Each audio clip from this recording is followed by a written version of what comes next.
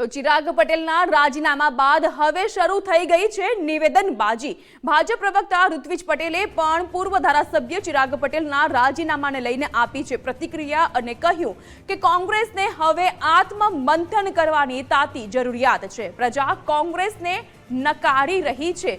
કોંગ્રેસના લોકો હવે કોંગ્રેસમાં જ ગૂંગળામણ અનુભવી રહ્યા છે।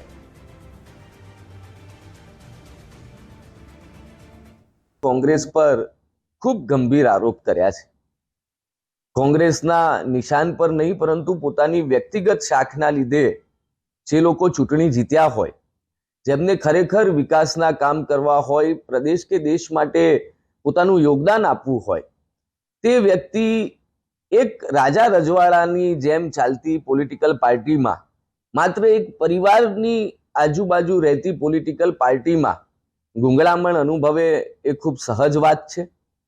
કોંગ્રેસે આત્મચિંતન અને આત્મમંથન કરવું જોઈએ કે પ્રજા સતત તેમને નકારી રહી છે।